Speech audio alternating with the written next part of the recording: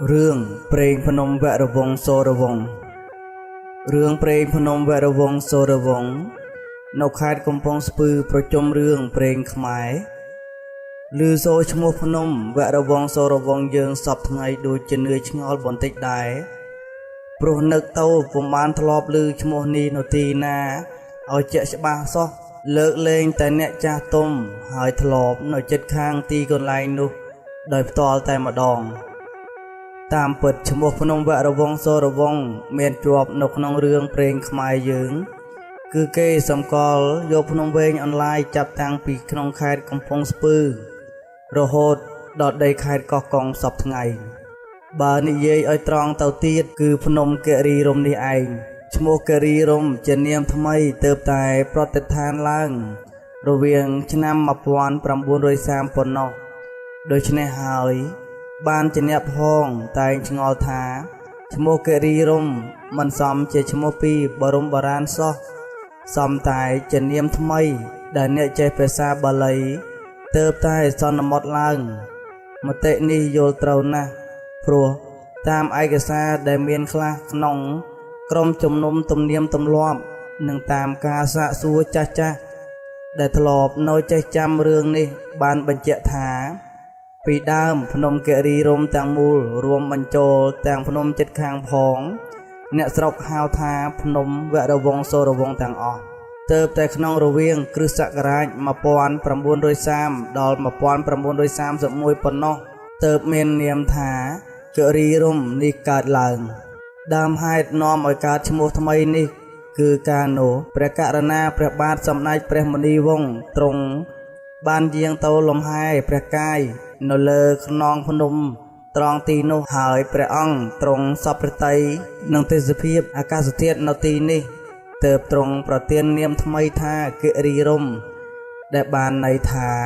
ភ្នំជាទីរីករាយជាប់រហូតមកប៉ុន្តែនាមនេះសម្គាល់ត្រឹមតែខ្នងភ្នំមួយកន្លែងនេះឯងដូច្នេះបានជាខ្នងភ្នំផ្សេងនៅជិតខាងសុទ្ធតែមាននាមដោយឡែកទៅទៀតដោយភ្នំកូនស័ន្ទភ្នំកម្មជីវ័តរីឯឈ្មោះដើមដែលអ្នកស្រុកធ្លាប់ហៅថាភ្នំវរវង្សសូរវង្សនោះគឺសំដៅយកតួជួរភ្នំទាំងមូលហើយគេមានទាំងចាំរឿងព្រេងនិទានពីឈ្មោះភ្នំនេះដូចតទៅសេចក្តីដំណើរថាកាលពីព្រេងនាយមានព្រះរាជាមួយព្រះអង្គព្រះនាមព្រះបាទសូរិយាសោយរាជនៅក្រសនគរព្រះមហាក្សត្រនេះមានព្រះអគ្គមហេសីពីរព្រះអង្គទី1ព្រះនាមវង្សព្យាមានព្រះរាជបុត្រពីរព្រះអង្គគឺវរវង្សនិងសូរវង្សទី2ព្រះនាងមន្ទាមានព្រះរាជបុត្រមួយអង្គគឺវៃវង្សាចាប់តាំងពីព្រះរាជបុត្រទាំង3ព្រះអង្គមានព្រះជន្មពេញវ័យកាលណាព្រះនាងមន្ទាជាមហេសីចុងកើតមានសេចក្តីច្រណែនឈ្នានីសដោយខ្លាចរាជសម្បត្តិធ្លាក់ទៅលើព្រះរាជបុត្រនៃមហេសីដើមដូច្នេះព្រះនាងមន្ទាក៏រករឿងញុះញង់បំបែកបំបាក់រៀងរាល់ថ្ងៃមួយព្រះរាជកុមារសូរវង្សនិងវរវង្សនាំបងប្អូនដើរលេងកម្សាន្តតាមទីធ្លាស្រាប់តែនាងមន្ទាចាប់ព្រះរាជកុមារទាំងពីរយកមកគៀបជាប់នៅនឹងចន្លោះផ្លូវហើយស្រែកឆោឡោប្រាប់ឲ្យអ្នកផងឮថាព្រះរាជកុមារទាំងពីរប្រមាថមើលងាយខ្លួនហ៊ានមកចាប់ធ្វើការមិនគប្បីចំពោះមេដាចុងទាំងកម្លាំងព្រះបិតាបានឃើញដូច្នោះខ្ញាល់យ៉ាងខ្លាំងហើយបញ្ជាឲ្យពេជ្ឈឃាតនាំយកកុមារទាំងពីរទៅសម្លាប់ដោយឥតបានពិចារណាប៉ុន្តែដោយបុណ្យបារមីព្រះរាជកុមារក្នុងពេលដែលពេជ្ឈឃាតរៀបនឹងសម្លាប់ព្រះនាងវង្សព្យាជាមេដា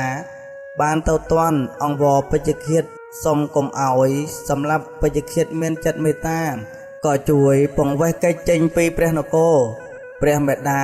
បានតាំងប្រគល់ឲ្យព្រះរាជកុមារនៅព្រះតម្រង់រាជមួយម្នាក់ផងហើយសន្យាថាដល់គម្រប់10ឆ្នាំឲ្យវិលមកព្រះនគរវិញព្រះរាជកុមារទាំងពីរពង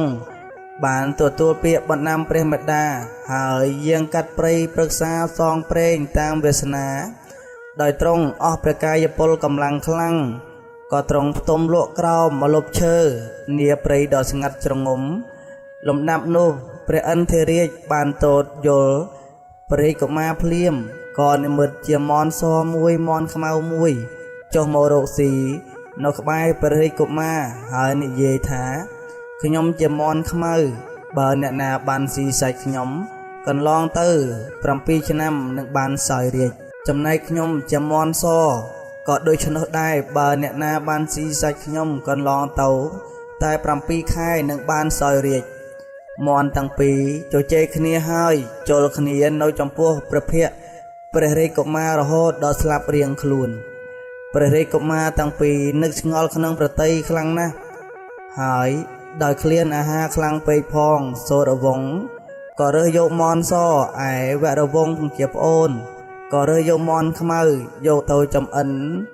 សោយដោយសុខសាន្តលុះសោយសាច់មន់នោះរួចហើយព្រះរាជកុមារទាំងពីរពងក៏ធ្វើដំណើរទៅទៀតអស់រយៈកាល7ខែគត់បានទៅដល់សាលាសំណាក់មួយនៅក្នុងព្រៃនានគរគុន្ទបុរីហើយសម្រាប់នៅទីនោះនិយាយពីនគរនេះក្រោយដែលព្រះរាជាសោយទីបង្គត់ទៅនាយមើលសេនាមាត្យរៀបចំពិធី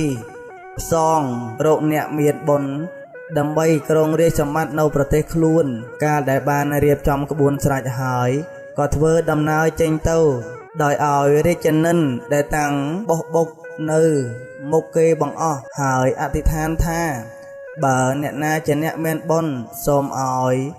រាជនិន្ទនេះឈប់ភ្លាមនៅចំពោះមុខអ្នកមានបុណ្យនោះកាលដែលរាជនិន្ទមកដល់សាលាសំណាក់ដែលព្រះរាជកុមារទាំងពីរកំពុងផ្ទុំលក់ក៏ឈប់នៅស្ងៀមក្រុមសេនាមាត្យនាំគ្នាទៅលើសាលាហើយសូមយាងព្រះរាជកុមារព្រះនាមសូរវង្សឲ្យយាងទៅគ្រងរាជសម្បត្តិនៅគុន្ទបុរីនោះព្រះរាជកុមារពុំព្រមទទួលសោះដោយប្រកែកថាគ្មានសមត្ថភាពតែសេនាមាត្យមិនព្រមនាំគ្នា3ត្រកងលើកដាក់លើបោះបុកទៅហើយហាយទៅកាន់រាជធានីព្រះរាជកុមារនឹកអាល័យដល់វង្សាជាប្អូនខ្លាំងណាស់សូមឲ្យសេនាមាត្យយកវង្សាជាប្អូនទៅផងតែគេពុំព្រមយកលុះទៅដល់ព្រះនគរក៏រៀបចំព្រះអភិសេកសូរវង្សជាមួយព្រះនាងបុប្ផាជាព្រះរាជបុត្រីនៃព្រះអតីតមហាក្សត្រនគរនេះនឹងថ្វាយរាជជាព្រះមហាក្សត្រដោយសុខសាន្តចំណែកព្រះរាជកុមារវរវង្សកាលក្រោកឡើងបាត់ព្រះរាមពុំឃើញក៏ទ្រង់ព្រះកន្សែងព្រួយព្រះរាជអាហារតីយ៉ាងខ្លាំងដើរស្រែកដង្ហើយហៅពះពេញព្រៃតែមិនឃើញសោះវរវង្សអស់សង្ឃឹមមិនដឹងទៅរកឯណាក៏យាងកាត់ព្រៃតាមដានជើងដំរីរាជនោះទៅដល់ព្រះរាជវាំងនៃព្រះរាមសូមអ្នកយាមទ្វារចូលទៅតាមរកតែគេពុំព្រមឲ្យចូលដោយគំរាមកំហែងថែមទៀតព្រះរាជកុមារក៏គេចចេញអំពីទីនោះទៅតាមយថាកម្មលុះដើរកាត់ព្រៃអស់រយៈពេល5យប់5ថ្ងៃទើបបានទៅដល់ផ្ទះដូនចាស់ម្នាក់នៅក្បែរវាំងនៃព្រះរាជានាមព្រះបាទធរណិតនានគរមួយហើយសុំដូនចាស់នោះនៅស្នាក់អាស្រ័យមួយយប់ហងដូនចាស់ក៏ព្រមឲ្យស្នាក់នៅដោយសេរីតែដូនចាស់អប្រិយនេះបានឃើញព្រះតម្រង់ព្រះរាជកុមារនឹកស្មានថាជាចោរលួចរបស់ព្រះរាជទ្រព្យក៏ចូលទៅទូលព្រះរាជាទ្រង់ព្រះពិសោធន៍បានបញ្ជាឲ្យសេនាទាហានចាប់ចងយកទៅសួរចម្លើយទោះបីព្រះរាជកុមារឆ្លើយថាព្រះតម្រង់នេះជាគេដំណែលពីព្រះមេដារបស់ព្រះអង្គក៏ដោយក៏ព្រះរាជានៅតែចោទថាជាចោរហើយបញ្ជាឲ្យសេនាទាហានចាប់យកទៅដាក់ក្នុងទ្រុងដែកសែនទារុណថ្ងៃមួយមានយក្សកំណាចបានចូលទៅរៀលត្បាតនគរជ័យបូរីដែលមានព្រះមហាក្សត្រនាមព្រះបាទសោទត្តជាមិត្តស្និទ្ធស្នាលជាមួយនឹងព្រះបាទសោធនិតបណ្ដាលឲ្យនគរនេះជ្រួយច្របល់យ៉ាងខ្លាំងមិនតែប៉ុណ្ណោះវាចូលមកដល់ក្នុងវាំង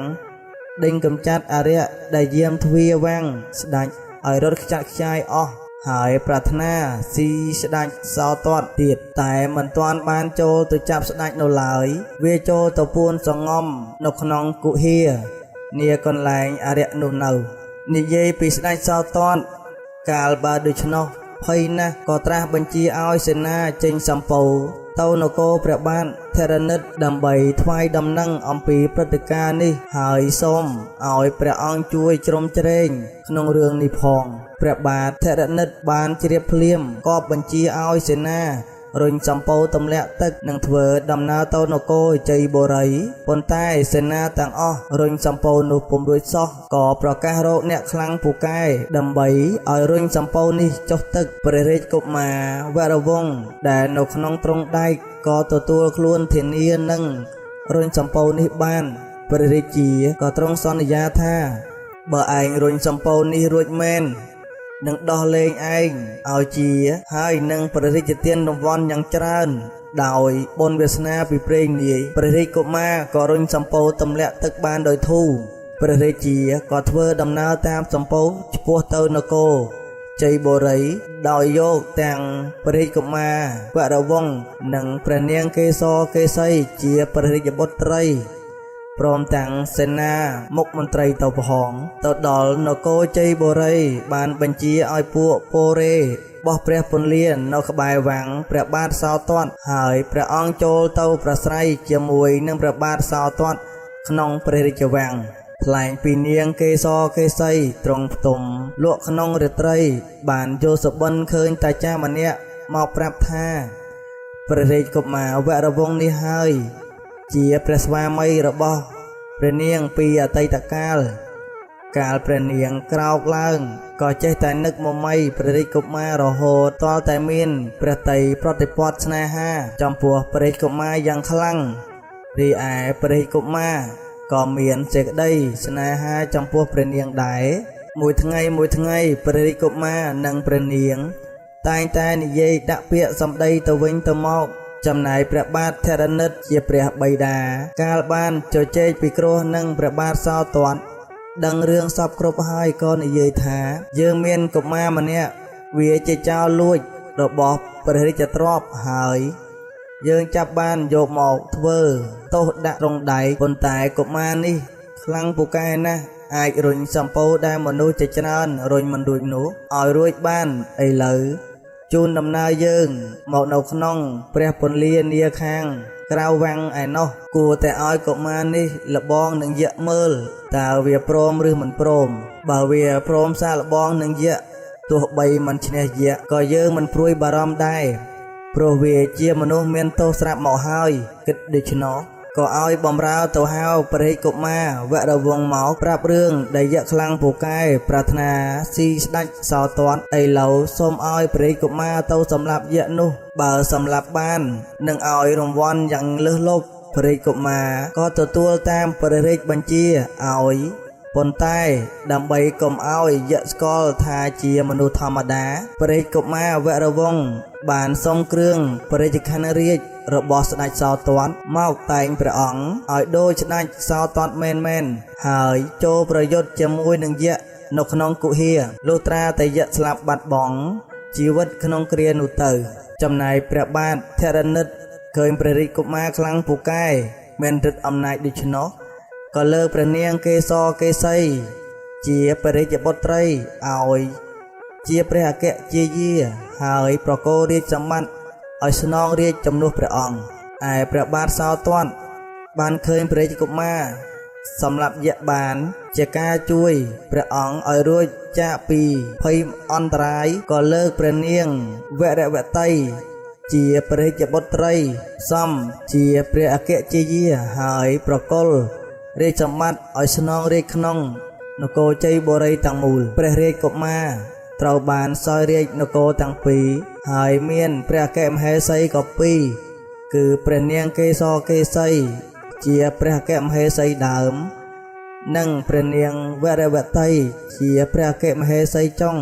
បានទៅរួមរស់ជាសុខសាន្តនានគរជ័យបូរីឯអរិយដែលធ្លាប់នៅរក្សានគរជ័យបូរីបានភ័យខ្លួនកិច្ចចេញក្នុងពេលយៈរស់រាននោះបានដឹងថាយៈស្លាប់ហើយក៏ត្រឡប់មកនៅរក្សានគរជ័យបូរីវិញបានទាំងនាំមកថ្វាយព្រះចៅ វរវង្សមហាសត្វថ្មីនៅកែវមณีរតន៍ដែលអាចក្រវីហោះហើរបានផងកាលព្រះនាងកេសរកេសីទ្រង់មានព្រះក3ខែព្រះបាទវរវង្សនឹកចង់ទៅលេងនគរព្រះបិតាមេដាតាមបណ្ដាំព្រះមេដាដែលផ្ដាំថាគម្រប់10ឆ្នាំឲ្យវិលទៅវិញព្រះអង្គក៏លាព្រះបិតាក្មេកព្រមទាំងព្រះជាយាថានឹងទៅលេងនគរព្រះបិតាមេដាតែមួយអង្គឯងទេតែព្រះនាងកេសរកេសីមិនព្រមនៅសោះសុខចិត្តតែទៅតាមផងទោះបីអង្វរយ៉ាងណាក៏មិនព្រមព្រះបិតាក្មេកក៏ព្រមអនុញ្ញាតឲ្យទៅព្រៃកុមារវរវង្សក៏នាំនាងកេសរកេសីក្រវីកែវមณีហោះទៅលុះទៅដល់អាស្រមលោកតាឥសីក៏ចុះឈប់សម្រាកហើយដើរកំសាន្តជាមួយព្រះជាយាពេលនោះឥសីក៏លួចយកកែវមณีរតន៍ហោះទៅលេងកំសាន្តលើអាកាសដោយត្រូវខ្យល់ខ្លាំងពេកឥសីក៏ដាច់ក្បាលធ្លាក់អន្តរាយជីវិតឯកែវមณีរតន៍បានធ្លាក់ទៅក្នុងនគរគុន្ធបុរីជានគរព្រះរាមពួកសេវកាមាត្របានរើសយកកែវមณีនោះទៅថ្វាយព្រះបាទសូរវង្សទៅរីឯព្រះរាជកុមារវរវង្សនិងព្រះនាងកេសរកេសីកាលដឹងថាឥសីលួចកែវមณีហោះនោះទៅបាត់ហើយទាំងពីរព្រះអង្គក៏យាងដោយព្រះបាទទាលុះដល់ទៅឆ្នេរជលសាមួយក៏នាំព្រះជាយាហាលទឹកឆ្លងតោងកំណាត់ឈើមួយដុំប៉ើកកណ្ដាលមហាសកោដោយអកុសលកម្មនៃព្រះរាជកុមារនិងព្រះនាងក៏ត្រូវខ្យល់ព្យុះសង្គ្រាបក់បោកឲ្យរបូតព្រះហស្ថអំពីកំណាត់ឈើបែកខ្ញាយគ្នាអស់ចំណែកព្រះនាងកេសរកេសីកាលបានរសាត់មកដល់លើមាត់ច្រាំងក៏ខំយាងរកព្រះស្វាមីតែមិនឃើញសោះព្រះនាងក៏យកកន្សែងចងធ្វើជាតុងជ័យសម្រាប់ឲ្យស្វាមីស្គាល់ថាព្រះនាងមិនទាន់ស្លាប់ទេហើយព្រះនាងក៏យាងផ្សងព្រេងកាត់មាត់ដងព្រៃយ៉ាងអន្លង់អន្លោចលុះទៅដល់គុន្ធបុរីបានជួបនឹងព្រានប្រមាញ់ម្នាក់ព្រះនាងបានអង្វរកគេសុំនៅស្នាក់អាស្រមជាមួយផងព្រានឃើញដូច្នោះអាណិតណាស់បានសួរអំពីដំណើរដើមសពគ្រប់បានដឹងអស់ហើយទើបនាំព្រះនាងទៅលំនៅអាត្មាតែជាកម្មអកុសលរបស់ព្រះនាងត្រូវបានប្រពន្ធព្រាហ្មណ៍ជេរបញ្ចោលពូជអម្បូរហើយចោទថាព្រះនាងជាស្រីមានពុទ្ធបុត្រលួចស្រឡាញ់ប្តីរបស់គាត់ទៀតទោះបីគាត់ព្រមឲ្យនៅធ្វើជាខ្ញុំកំដរគាត់ហើយគាត់នៅតែប្រើអាកប្បកិរិយាមើលងាយកំហកកំហែងរៀងរាល់ថ្ងៃឯព្រះនាងក៏ខំយកចិត្តទុកដាក់ធ្វើការបោសសម្អាតផ្ទះសម្បែងពុំដែលធ្វើប្រហែសវិស័យដោយប៉ាវព្រាវលុះព្រះនាងនៅបាន7ខែក៏ព្រះនាងក៏ត្រូវគ្រប់ទសមាសព្រះនាងឈឺផ្ទៃជាខ្លាំងស្រែកយំឈឺចុកចាប់ឥតឧបមា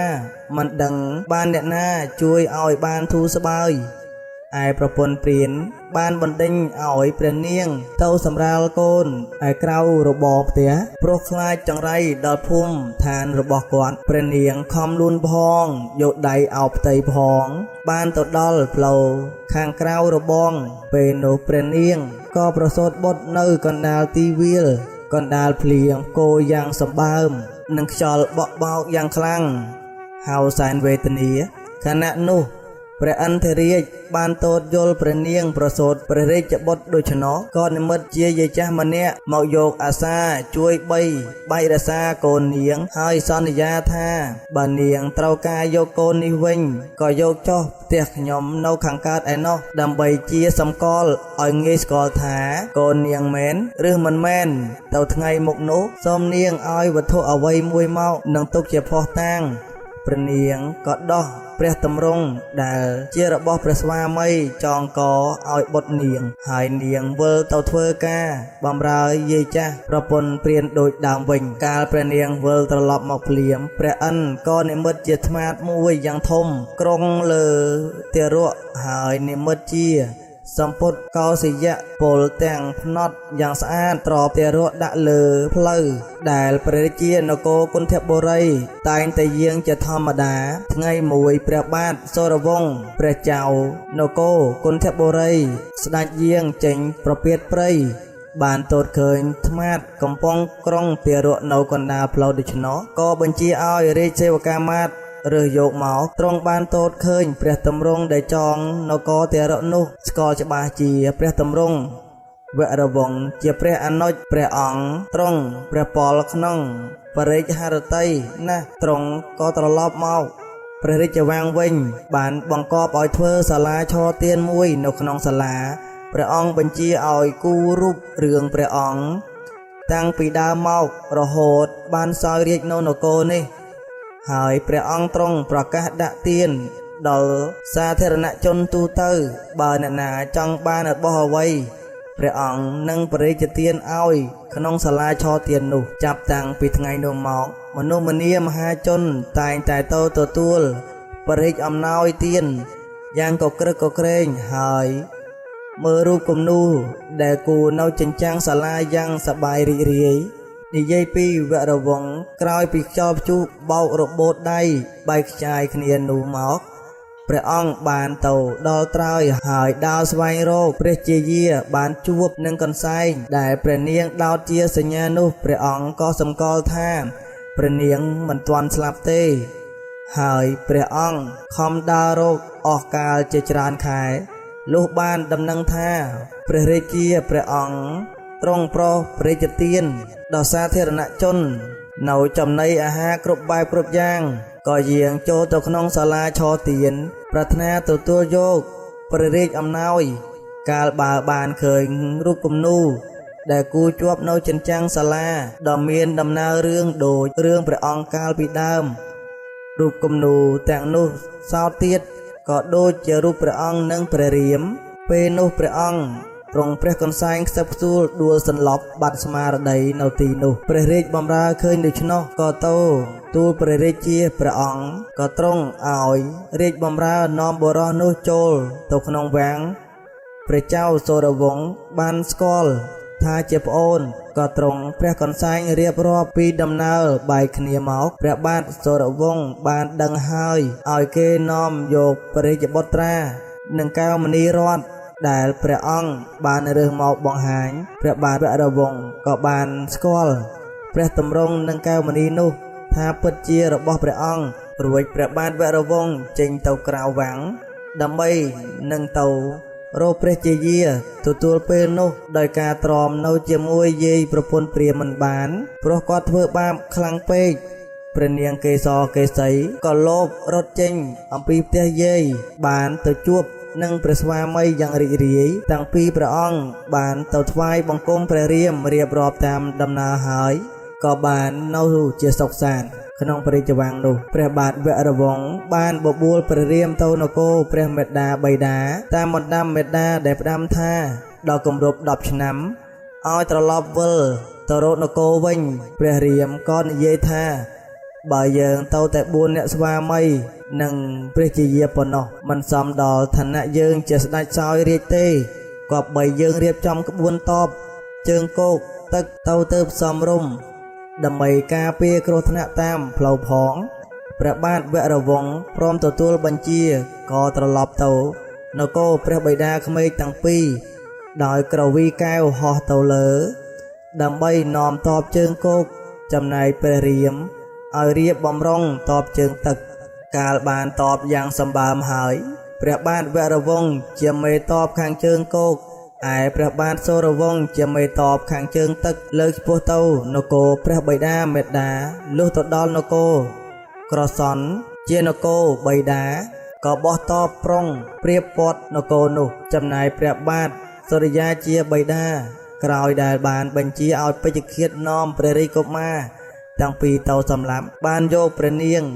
វង្សជាទៅដាក់ឃុំឃាំងក្នុងទ្រង់ដៃយ៉ាងសែនទារុណកម្មដោយចោទថាជាស្រីខូចហើយបានប្រគល់រាជសម្បត្តិឲ្យព្រះរាជកុមារវ័យវង្សាសោយរាជស្នងព្រះអង្គកាលបានដឹងថាមានតបសត្រូវចូលមកព័ទ្ធនគរហើយព្រះបាទវ័យវង្សាភ័យញាប់ញ័រជាខ្លាំងឯព្រះបាទវរវង្សក៏បានឲ្យរាជបម្រើទៅថ្វាយដំណឹងដល់ព្រះបាទវ័យវង្សាថាត្រូវឲ្យនគរនេះមកយើងបើមិនឲ្យទេនឹងត្រូវច្បាំងគ្នាព្រះបាទវ័យវង្សា ឆ្លើយតបថាយើងមិនខ្លាចទេបើចៅវាយអ្នកឯងចង់បាននគរយើងឲ្យតែស្ដេចអ្នកឯងប្រជល់ដំរីជាមួយនឹងយើងបើយើងចាញ់យើងឲ្យនគរនេះបើយើងឈ្នះវិញយើងសូម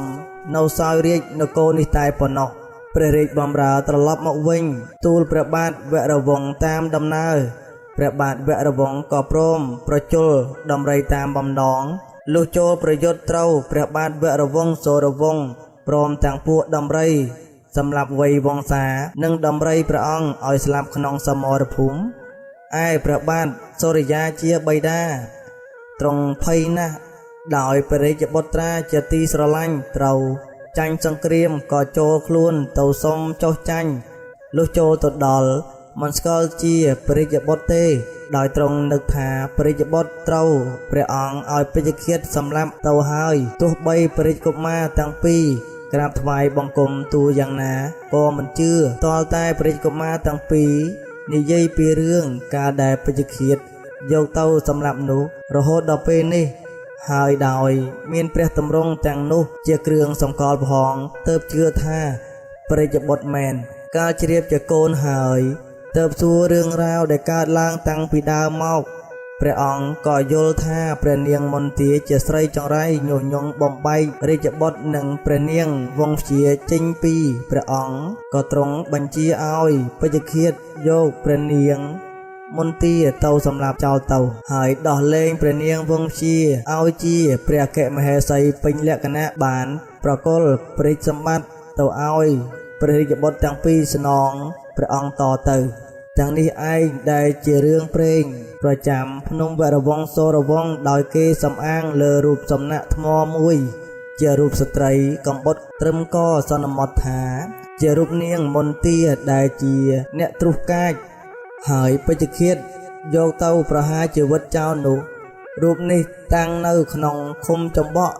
ស្រុកភ្នំស្រួចខេត្តកំពង់ស្ពឺហើយដល់សពថ្ងៃរាជការរាប់បញ្ចូលជាសង្កាត់នៃក្រុងគិរីរម្យទៅហើយត្រង់កំពូលភ្នំមួយដែលគេហៅថាភ្នំកម្មមជ្ឈវត្តនោះគេសម្គាល់ថាជាកន្លែងដែលខ្យល់បក់បោកកាត់ផ្ដាច់កឥសីដែលលួចយកកែវមณีរតន៍របស់ព្រះបាទវរវង្សទៅហោះលេងនោះក្រៅពីនេះនៅមានកន្លែងច្រើនទៀតដែលអ្នកស្រុកសម្គាល់ថាតាក់តងទៅនឹងរឿងព្រេងនេះដែរដូចជាកន្លែងថ្មបាំងសេកប្រណាំងខ្លាំងរំសេវជាដើមរឿងភ្នំវរវង្សសូរវង្សមានតែប៉ុណ្្នឹងឯង